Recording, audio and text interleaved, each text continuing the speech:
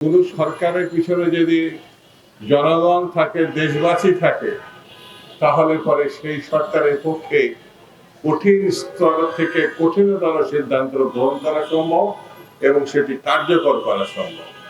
এখন যে সরকারটি আছে, বিভিন্ন রাজনৈতিক দল সমর্থন করেছে বটে, কিন্তু এই সরকারের কাছে প্রত্যাশিত ফল না পাওয়ার কারণে অন্যান্য রাজনৈতিক দল এখনো এই সরকারকে কাঁধে করে নিয়ে চলছে। কিন্তু তারা তাদের কর্মসূচি, তাদের আগামী ভবিষ্যৎ নির্ধারণে যদি বারবার হতাশাজনক পরিস্থিতিতে পড়ে, তাহলে এই সমর্থন অব্যাহত রাখা কঠিন হবে। কোন রাজনৈতিক দলের পক্ষে এই অব্যাহত ব্যর্থতার মুখেও অব্যাহত সমর্থন দেওয়া কঠিন হবে। সেই জন্য আমি মনে করি যত দ্রুত সম্ভব ভালো নির্বাচন করার জন্য যে সংস্কারগুলো অতি প্রয়োজনীয়, সেই সংস্কারগুলো সম্পন্ন করে একটি ভালো নির্বাচনের আয়োজন। আমাদের নেতা জনাব তারেক রহমান, বিএনপির অ্যাক্টিং চেয়ারপারসন, স্পষ্ট করে বলেছে, একেবারে প্রকাশ্যে বলেছে, নির্বাচন এবং সংস্কারের ভিতরে কোনো সংঘাত নাই। কিন্তু সরকারের পক্ষ থেকে একটা ধারণা দেওয়ার চেষ্টা হচ্ছে কম সংস্কার করলে দ্রুত নির্বাচন দেওয়া যাবে, আর বেশি সংস্কার করলে একটু দেরি হবে। কম বেশির ব্যাপার না, সংস্কার কি সেটাই তো এখন স্পষ্ট করে বলেন না।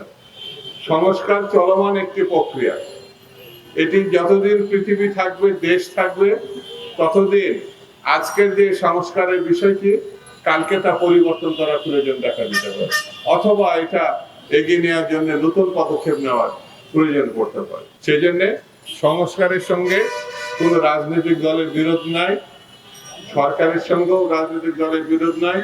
এমন একটি চমৎকার পরিস্থিতিতে আমরা কেন দেশটাকে ভালোভাবে পরিচালনা করতে পারবো, এটি হচ্ছে মুখ্য বিষয়। 2 নম্বর হচ্ছে, বাংলাদেশের আশেপাশে অনেক শক্তি আছে যারা বাংলাদেশের স্বাধীনতাকে বিপন্ন করেছে, যারা বাংলাদেশকে অন্যের দেশে দাসত্বে বন্ধনে আবদ্ধ করতে চেয়েছিল। তারা এখনো সক্রিয়, তারা এখনো খুনের জন্য আফসোস করে না, লুটপাটের জন্য তাদের কোনো তারা লজ্জাবোধ করে না। খুন এবং লুটপাটের জন্য যারা কুণ্ঠিত না, যারা লজ্জিত না, তাদেরকে এখনো রক্ষা করতে হবে, এটা তো কোনো অর্থ নাই। কিসের জন্য রক্ষা করতে হবে? যারা মানুষ খুন করেছে, লুটপাট করেছে, অতি দ্রুত তাদের বিচারের আওতায় আনতে হবে। আমরা জানছি ঢাকা সহ বিভিন্ন দেশে বিভিন্ন জায়গায় তারা নির্বিঘ্নে ঘুরে বেড়াচ্ছে। কোন জায়গায় আন্দোলনকারী শক্তিদের উপর তারা আক্রমণ করছে, কোন জায়গায় প্রশাসন এবং আইন শৃঙ্খলা বাহিনীর সঙ্গে তারা জোটবদ্ধ হয়ে আন্দোলনকারীদের ব্যাপারে মামলা মোকদ্দমা করছে।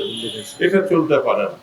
এই ব্যাপারে সরকারের শুধু সিদ্ধান্ত আসলে হবে না, এইসব লুটেরা, এইসব খুনি এবং তাদের সহযোগীদেরকে অবিলম্বে আইনের আওতায় আনতে হবে। এটি হচ্ছে আমাদের কাছে খুব পরিষ্কার। আগামী দিনে যেমন অতীতে আপনারা গণতন্ত্রের সপক্ষে কাজ করেছেন, নির্যাতন ভোগ করেছেন, জেল খেটেছেন, তারপরও দৃঢ়তার সঙ্গে দাঁড়িয়েছিলেন, আগামীতেও একটি গণতান্ত্রিক সরকার প্রতিষ্ঠার আগ পর্যন্ত বিরতি দেওয়া যাবে।